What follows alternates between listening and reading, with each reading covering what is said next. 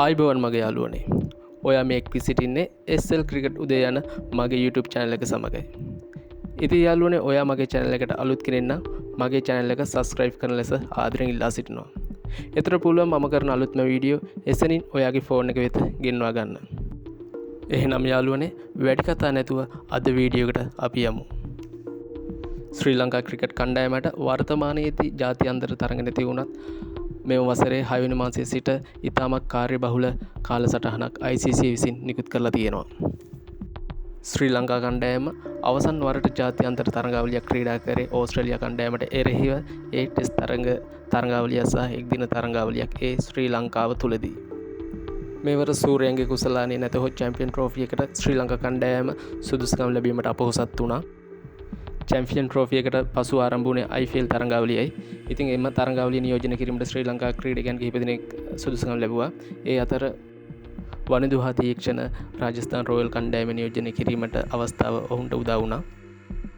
ඒ වගේම සන්රයිසර්ස් හයිඩ්‍රබාද් කණ්ඩායම නියෝජනය කිරීමට කමුදු මෙන්ඩිස් සහ නවක ක්‍රීඩක ඒෂාන් මාලිංග සමත් වුණා. ඒ වගේම RCB කණ්ඩායම නියෝජනය කිරීමට නුවන් තුෂාරද තවද දිල්ලි කැපිටල්ස් කණ්ඩායම නියෝජනය කිරීමට දුස්මන්ත චමීර සමත් වුණා.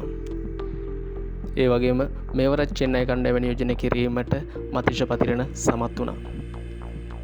ශ්‍රී ලංකා ක්‍රිකට් කණ්ඩායමට දීර්ඝ විවේකයකට පසුව බංග්ලාදේශ ක්‍රිකට් කණ්ඩායම ශ්‍රී ලංකාවට පැමිණෙනවා පූර්ණ තරඟාවලිය සඳහා ඒ ටෙස්ට් තරඟ දෙකක් සහ එක්දින තරඟ සහ T20 තරඟ තුන බැගින් ක්‍රීඩා කිරීමට ඒ ජූනි සහ ජූලි මාසවලදී.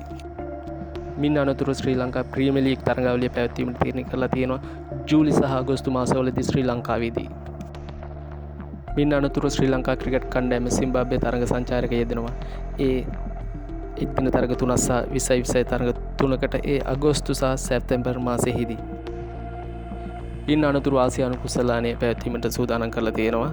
ඒ T20 තරඟාවලිය ලෙස ඒ සැප්තැම්බර් සහ ඔක්තෝබර් මාසවලදී.